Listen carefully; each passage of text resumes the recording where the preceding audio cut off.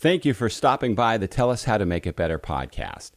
After seeing how close Hurricane Ian came to hitting Tampa, it seemed like a great time to reach out to Henk Ovink.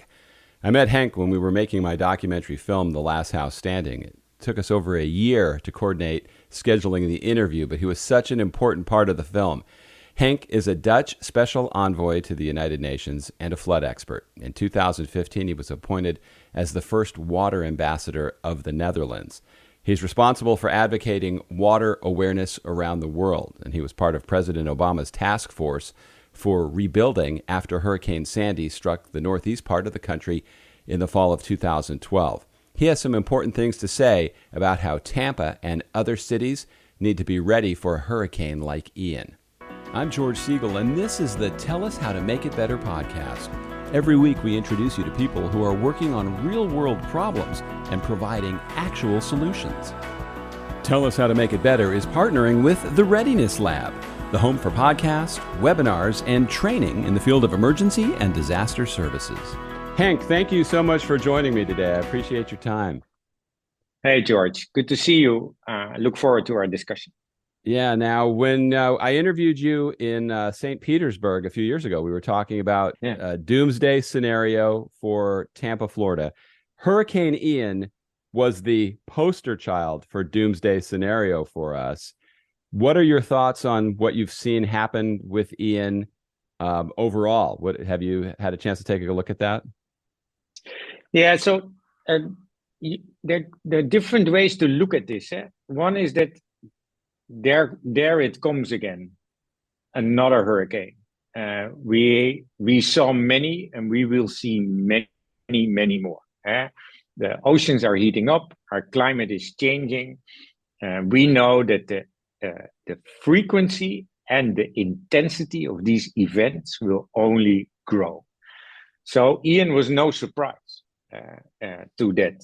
Second, Ian was the most deadliest storm since, what was it, the 30s? So close to 90 years. And this is, of course, terrible because these disasters are not abstract events. They hit most often the most vulnerable, first and foremost, their homes, their livelihoods, but also take away the lives of friends and family. And that in the aftermath of such a storm, such a hurricane, we realize once again how vulnerable we are. And there's a lot you can do, but there's also not always, we can't always prepare. Third, it puts front and center on the agenda. One, climate change is here and now, it's not the future. Second, next to ensuring that we commit, that we keep our commitments of the Paris Agreement to stick way below the 1.5 degrees, is that preparedness.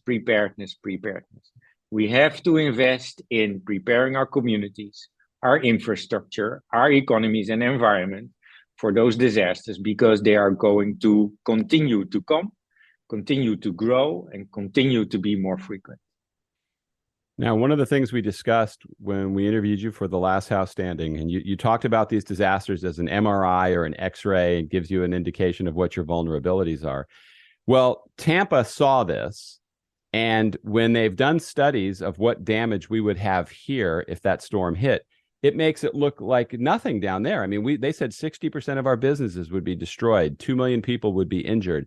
So when you look at the magnitude of that, what can this community be doing to avoid that? Because now we've seen a glimpse of our future. That was that southwest to northeast trajectory of a storm with winds and storm surge and everything. What should people in Tampa be doing?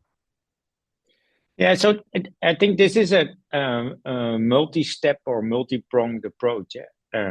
Because if you look at preparedness for your infrastructure and your community, there's a long road ahead if you start now.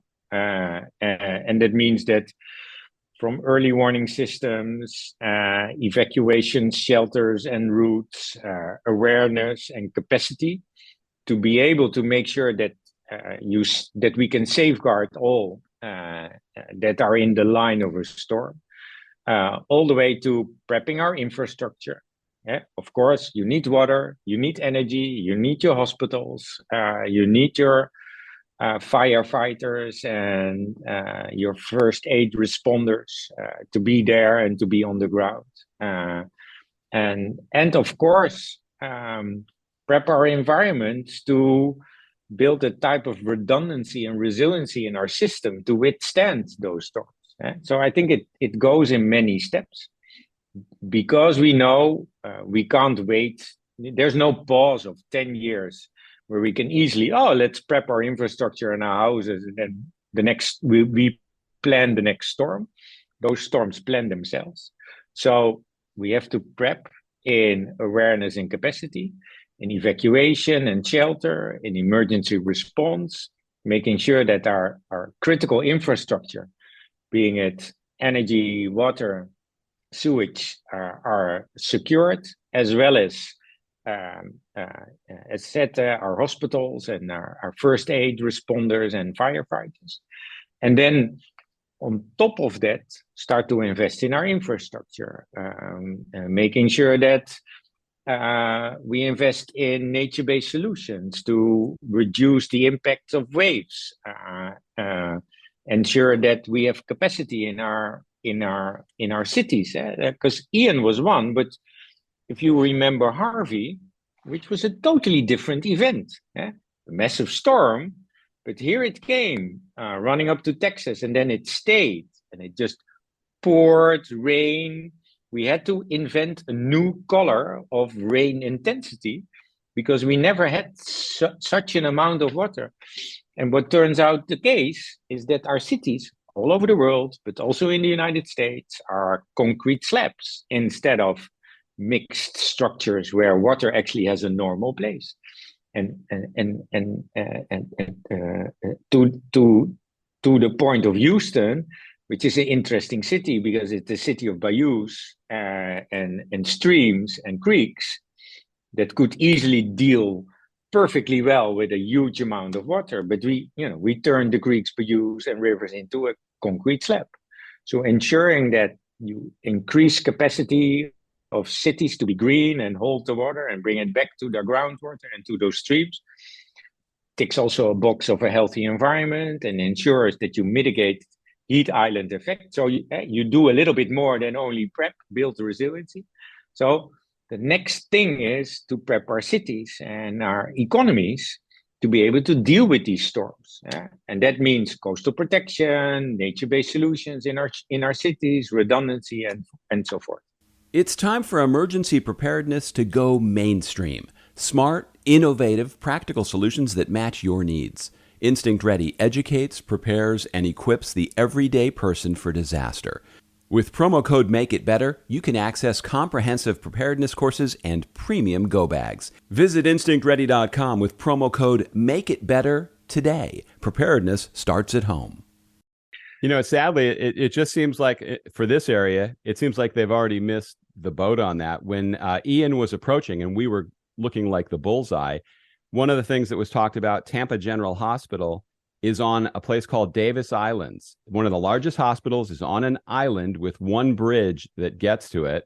So clearly no thought went into putting that hospital where it is. But St. Petersburg, Clearwater, all the places that are vulnerable, sure, people evacuate, but I really think their attitude is that we're always going to get lucky here. It's hard for a major storm to hit us. They always turn at the last minute. So I don't see that there's scurrying now to plan for the future. I think people are just going, phew, it's over. Hurricane season is done. We'll worry about it next year. And that would be the wrong attitude, wouldn't it? Yeah. So, and I think with this, we can look back quite a bit and see around the world, not only in Florida or Tampa or the US, around the world, in every region, in every country, in every place, a lot of stupidity in the context of future vulnerability. And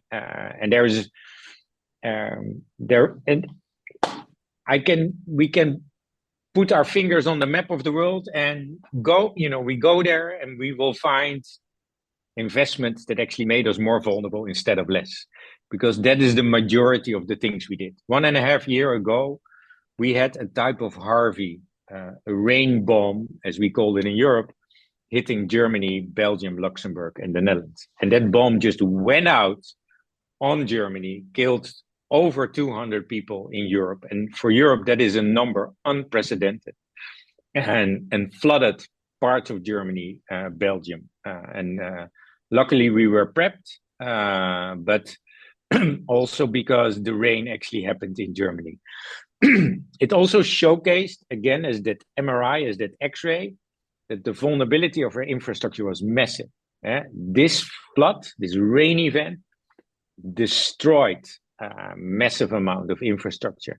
And there was no way hospitals and early and first responders were ready for such a disaster. So looking back, not the best reference.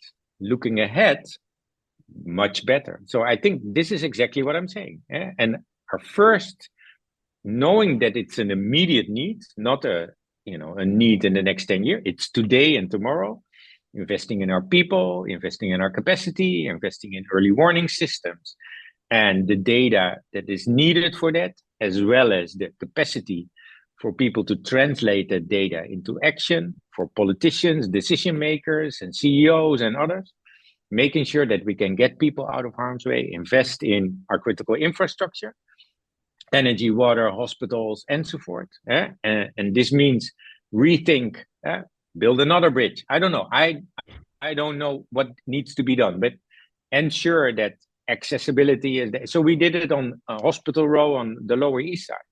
If you move everybody a floor up, including the critical infrastructure to make the hospital operable, as well as build a temporary bridge, then it's not a solution for the long haul, but it can be a solution on the short term. So you have to think short term, medium term, long term. And with that, making sure that your system continues to function and that you get people out of harm's way, and the ones that stay are protected and safeguarded. Next to that, you need the plan, a comprehensive plan that connects the dots or the drops. I'm a water guy, so I would say connects the drops to ensure that you say, okay, I'm going to plan for that future. I'm going to invest in nature. I'm going to open up my infrastructure. I'm going to rethink how a hospital, a community is being built. And step by step, you build resiliency, redundancy, and sustainability in your system. But we can't do magic, George. It's not that tomorrow we all of a sudden, I have this magic wand and say, oh, ta-da-da, Tampa is now secured for the future. It is a step-by-step approach. And that is why it's so important to start with that first layer of preparedness that is between the ears, and then preparedness that's, where your feet hit the ground. Well, I wish you had that magic wand, because when I drive around here, I see people building, Henk, I see people building $5 million, $6 million homes, and the second floor is made out of wood. Apartment complexes that are made out of wood. It's just absolutely mind-boggling. And when you look at Sanibel Island, where we used to go there every year, and I always wondered what would happen if a storm like this hit, they're completely wiped out. Do you make the decision it's not smart to rebuild? How can you rebuild an island like that? And if you're not changing the building codes dramatically, if you're not bunkering it, as you would say you can't always do, how do you go forward after such a monumental disaster? Yeah, but, all good questions. And of course, as said, I not only don't have a magic wand, I also don't have all the answers to this. Because if it was up to me, we would do things differently. But sadly enough, George, 99% of global investments, so not US investments, but global investments, go to the things that increase climate change and make us more vulnerable. So that means that there are many amazing examples, but added up, they're not even close to 1% of global investment. So, and that is what I mean, is that type of vulnerability, and you could say, sadly enough, stupidity, you can see all across the world. It is on us, people like me and you and others, to raise awareness, ring the bell, and showcase how things that need to be done also can be done. And that, alas, and I'm very sorry for that, is a step-by-step approach. But once you have a community, a society, government, private sector, and investors, individuals in those communities on the hand of the 1%, there's a real opportunity for scale and replication. This is what we see around the world, is that when you start small, it can grow into big. You can scale and replicate the alternative investments that you so much need to prep yourself. But it starts with awareness and it starts with capacity, often with the young, at schools, but also with the communities at risks, including the politicians, providing them with an alternative that actually also can be a tagline that they can run their elections on, showcasing that future is actually a future they should want and embrace, and that the investments that come with that will have a return instead of a loss. Now, there's a community that I saw on 60 Minutes. It's a fascinating story. It's called Babcock Ranch, and it's kind of near Fort Myers. It's to the northeast of there. They were in the path of the storm, but they built that community with 700,000 solar panels. They elevated it 30 feet. It's up so they don't have flooding. They did everything you would do as poster children for a major storm, and they had no damage. They had a few shingles, a few things here and there. So it shows it can be done, but the fact that they did it makes me look at a place like Mexico Beach. It makes me wonder about Sanibel. How are they going to rebuild? Mexico Beach, they just increased the wind rating for 130 to 140 miles an hour. They got hit by a Category 5 hurricane. So Babcock Ranch showed that it can be done, but I guess most people don't want to bite that bullet or make that effort. What do you think the reason is? It's a combination of things. I'm not sure if you ever heard about Belmire, Illinois. Well, it's a community that was hit 1993, so that's a while ago, by floods. It was not the first time. At that time, 1993, the town decided to rebuild up the hill, move the whole town to safer ground. Can you imagine? 1992, it was like no climate march, no Paris Agreement, no, no IDAs yet. I mean, we had storms, but it was different. And they did a step-by-step approach. Now, they're amazing. They're resilient. They are like Babcock Ranch. What is it called? The future is bright. That's what they welcome to a better life, a new kind of hometown. Babcock Ranch says, okay, so you can build from scratch a new time like Babcock Ranch. You can rebuild and move to. You can build the existing infrastructure in a far more resilient and redundant way. But that, as said, there's no magic wands here. You can't do it overnight. So we need those examples, like in this case, Babcock Ranch or Belmire, Illinois, or Chennai, parts of Chennai, India, Khulna, Semarang, around the world. Communities, towns, cities, mayors, community leaders, private sector investment that say, hey, there is an alternative to this vulnerability. There is an alternative actually to the stupidity or the uncertainty of the past. And step by step, if we are more and more scaling and replicating those examples, the tide will turn. The 1% will become 2, the 2 4, 16, and 16 the majority. So tipping that balance in the current world means that you're still working on a small scale minority of investments, communities, people, and leadership. But the putting the spotlight on them and ensuring that they're capacitated to do what they want and to ensure their better and brighter future is of critical importance. Now, when I originally saw the story about you on 60 Minutes, and you talked about in the Netherlands how people were relocated away from, the government made them move to safer areas because of all the flooding problems.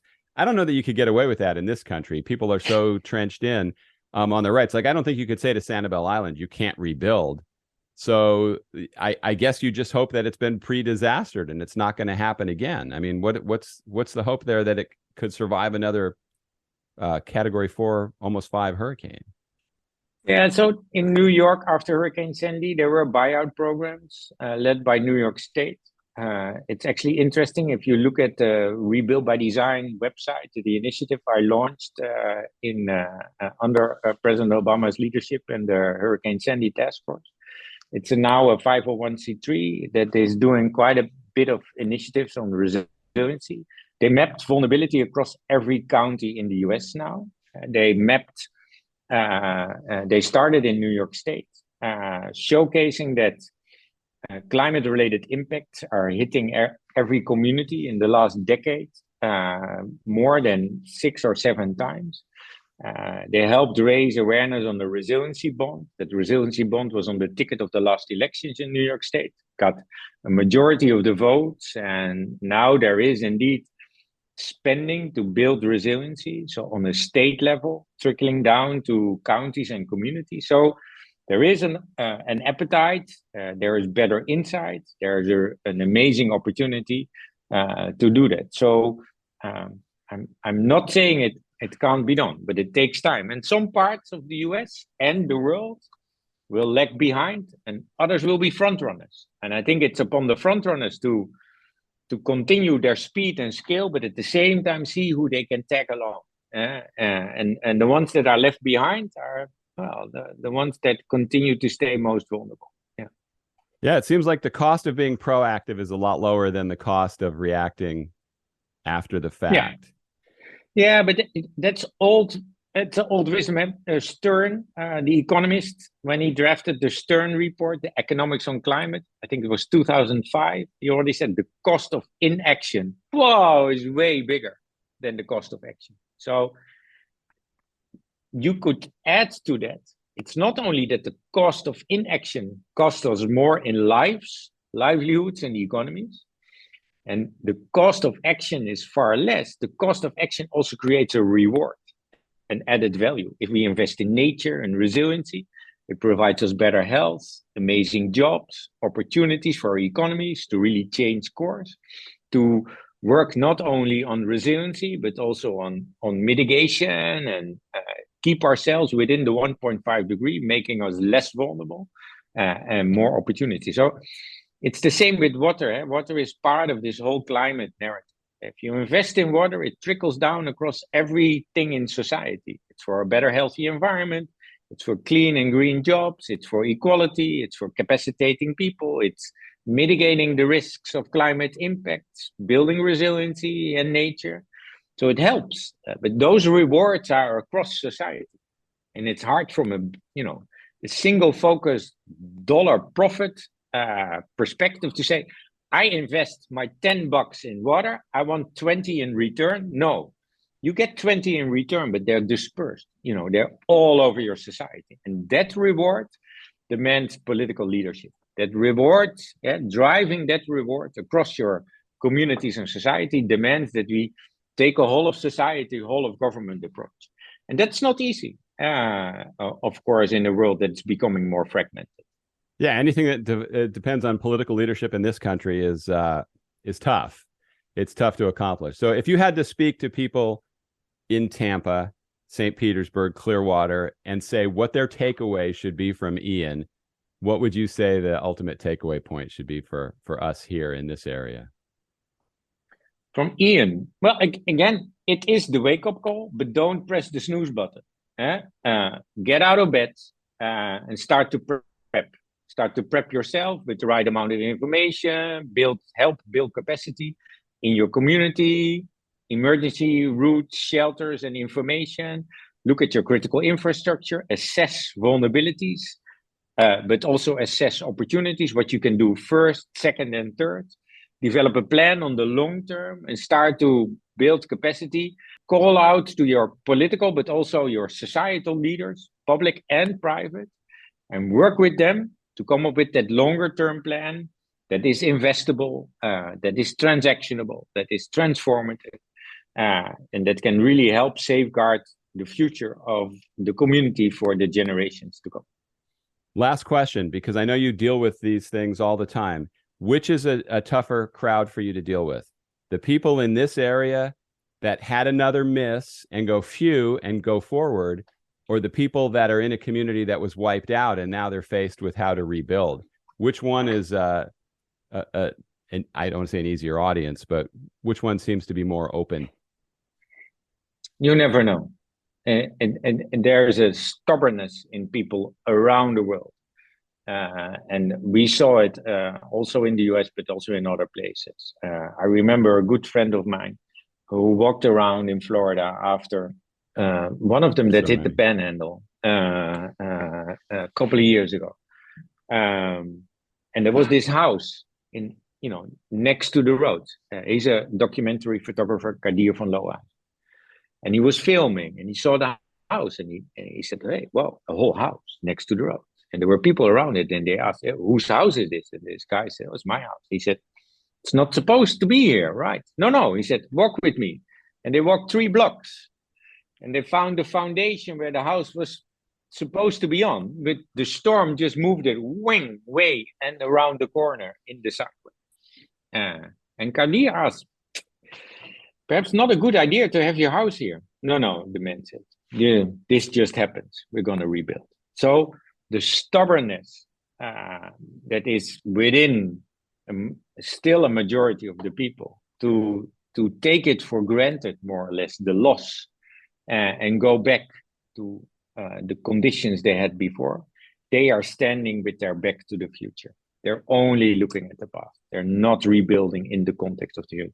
Luckily, more and more appetite, capacity, and willingness there is around the world to look at that future as an opportunity, as a reference to build back much better, build resiliency, equitability, and sustainability in your communities, and to seek and find that better future and become an inspiration for others to make the same decision. Yeah, I mean, that sounds great. Unfortunately, when hurricane season ends here, I don't know what the people behind the scenes are doing because I'm not in those meetings, but everybody else just goes, we made another one, we're safe. And that's probably the worst reaction they could have, is to do nothing. Yeah, the snooze button is hit way too often around the world, not only in the US. Yeah. So let's get rid of the alarm clock and just look at the future. Henk, thank you so much for your time. I appreciate your wisdom as always, and let's hope people wake up. I guess that's what we have to hope for. Yeah, no, and not only hope. We need to continue to have these conversations, talk to them, do the outreach, but also showcase that there are massive opportunities in doing so. It's not only a wake-up call; it's something we can do. There's an investment opportunity, there's a business opportunity, there's a political opportunity. It is the future we want. It's amazing. So it's not scary to look at that future. It's a brighter future than the one. If you want the one of disasters, look back. If you want the one beyond disasters, we have to look ahead. So there's a silver lining on that horizon for sure. So thanks so much, George, for having the conversation. We need to inspire the world to do things differently. We do. Thanks, Henk. Thank you. Thank you for joining me for today's Tell Us How to Make It Better podcast. Information to follow Henk is in the show notes, as well as my contact information. Now, if you enjoyed listening to this episode, please become a subscriber, share the link with others, and even leave a review. Thanks again for listening. See you next time.